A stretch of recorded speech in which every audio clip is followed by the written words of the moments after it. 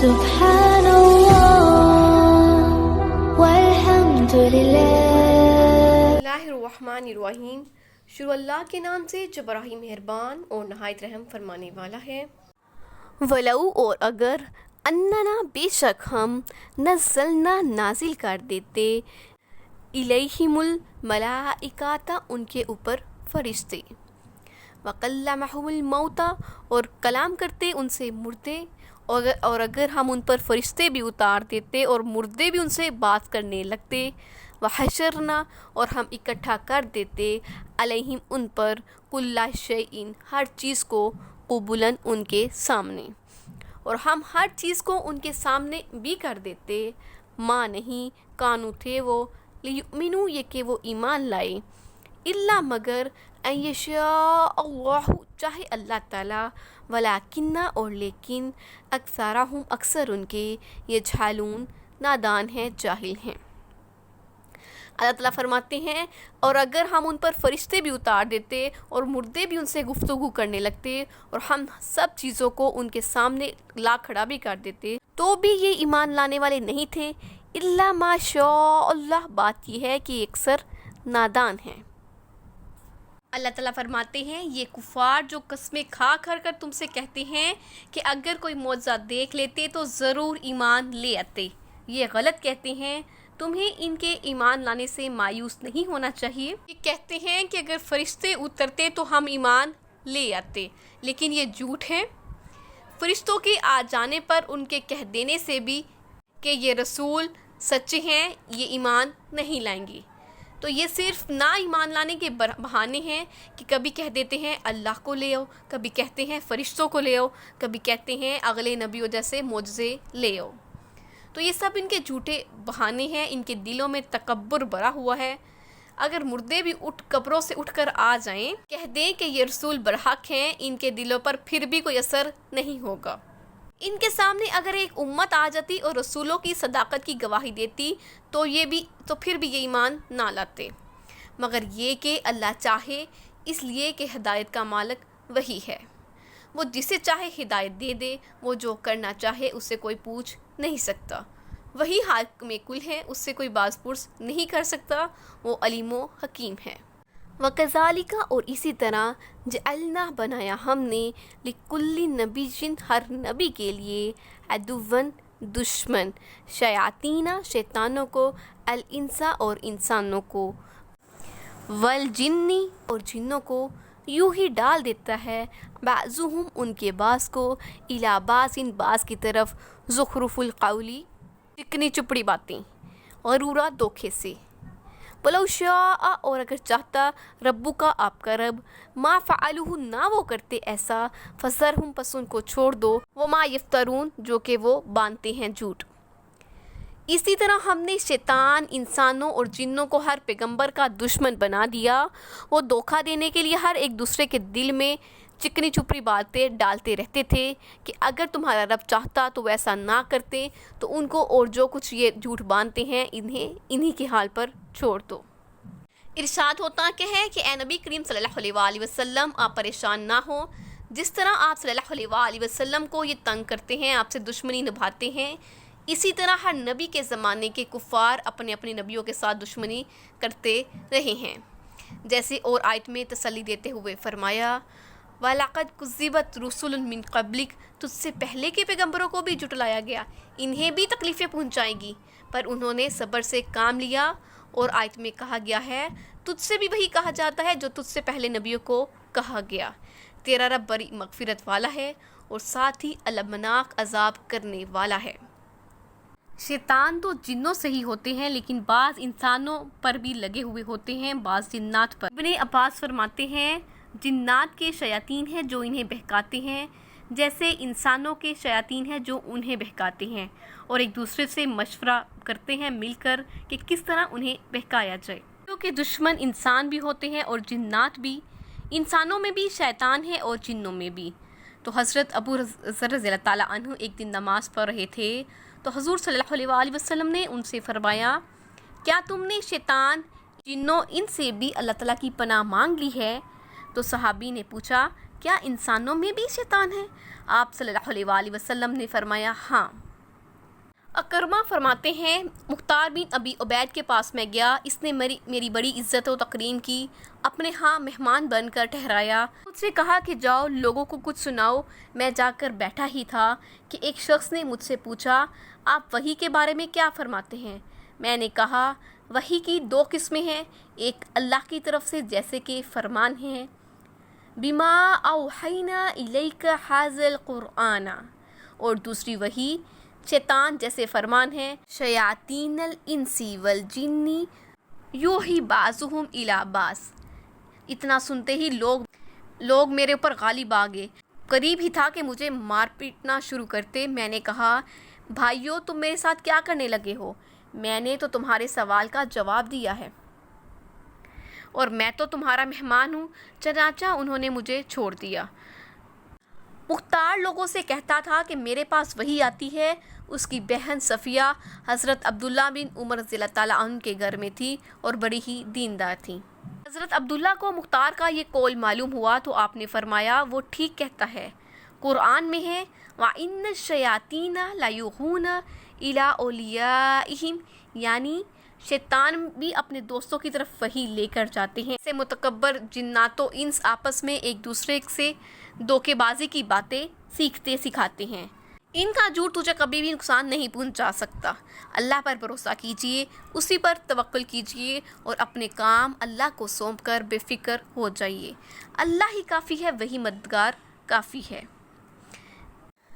وَلِتَصْغَىٰ، اور مائل ہو جائیں، الیہ طرف اس کے، افئدۃ الذین ان لوگوں کے دل، لا یؤمنون جو کہ نہیں ایمان لاتے، بالآخرۃ آخرت پر، وَلِیَرْضَوْهُ اور وہ راضی ہو جائیں اس پر، وَلِیَقْتَرِفُوا اور وہ کام کرنے لگے، مَعَهُمْ جو وہ مقترفون جو کام وہ کرتے تھے۔ تو ایسے کام اس لیے بھی کرتے تھے کہ جو لوگ آخرت پر ایمان نہیں رکھتے ان کے دل ان باتوں کی طرف مائل ہو جائیں اور وہ ایسی باتیں پسند کرنے لگے، تو جو کام وہ کرتے تھے وہی کرنے لگے۔ یہ لوگ جو اس طرح کی فضول باتیں کرتے ہیں صرف اس لیے کہ بے ایمانوں کے دل، ان کی نگاہیں ان کی طرف جھک جائیں،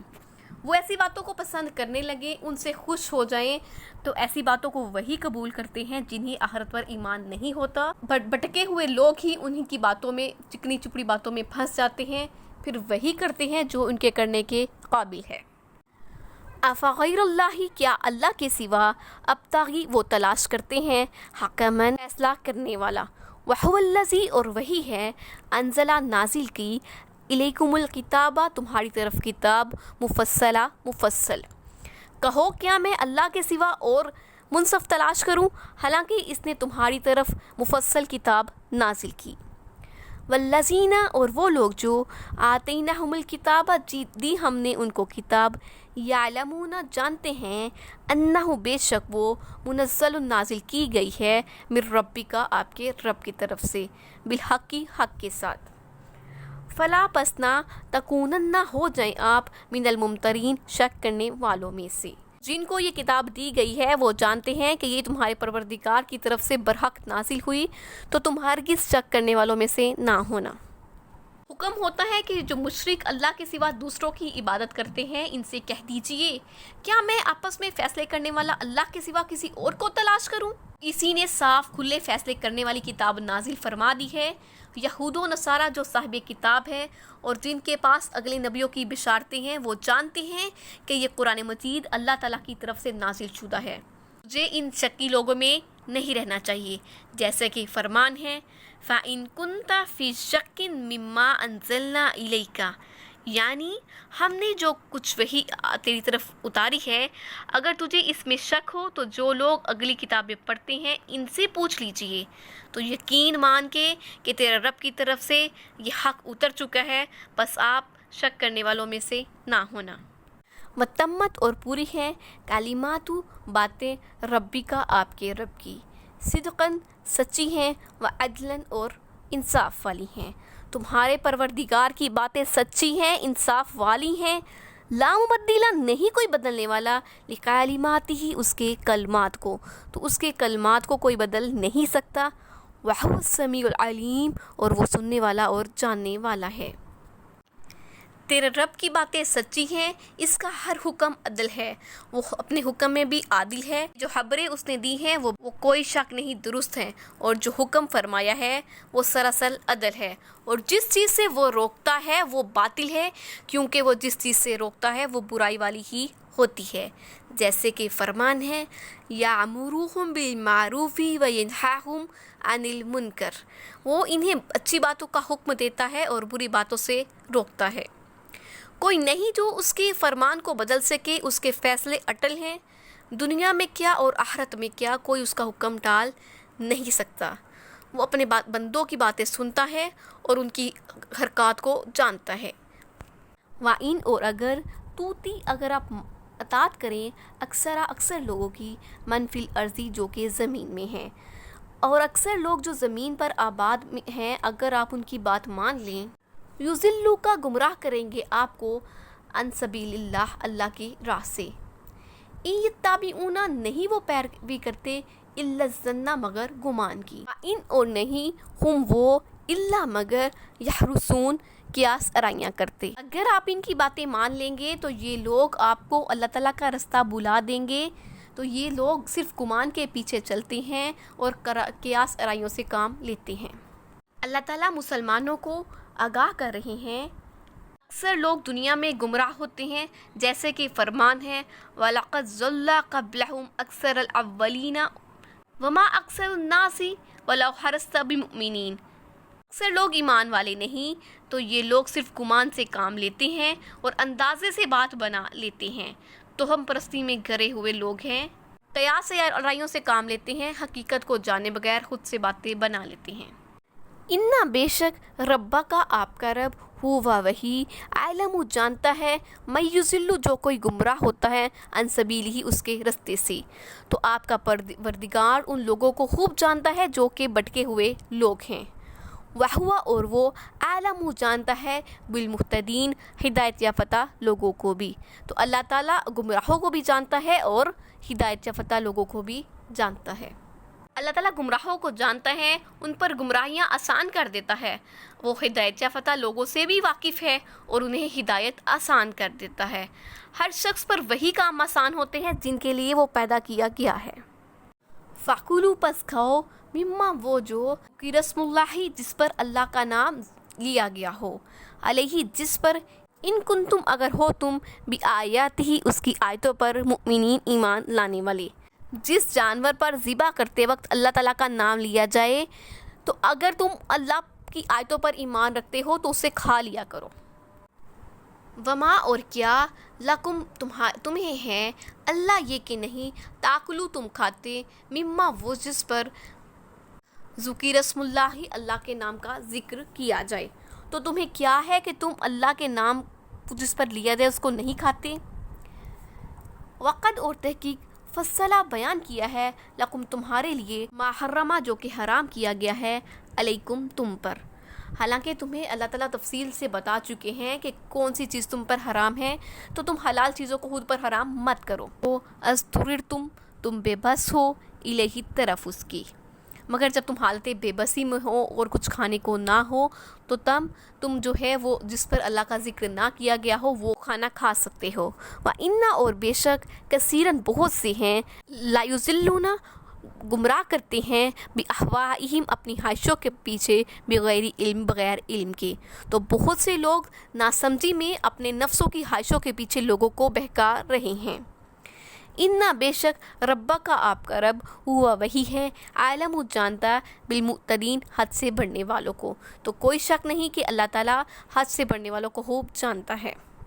اللہ تعالیٰ فرماتے ہیں کیا وجہ ہے کہ جس پر اللہ کا نام لیا جائے تم اسے نہ کھاؤ، حالانکہ جو چیزیں اس نے تم پر حرام کی ہیں وہ ایک ایک کر کے بیان بھی کر دی ہیں، تو بے شک ان کو نہیں کھانا چاہیے مگر اس صورت میں کہ ان کے کھانے کے سوا اور کوئی تمہارے پاس کھانے کو کچھ نہ ہو۔ اور بہت سے لوگ ناسمجھی میں اپنے نفس کی خواہشوں کے پیچھے لوگوں کو بہکا رہے ہیں۔ کچھ شک نہیں کہ ایسے لوگوں کو جو اللہ کی مقرر کی ہوئی حد سے باہر نکل جاتے ہیں اللہ تعالیٰ خوب جانتا ہے۔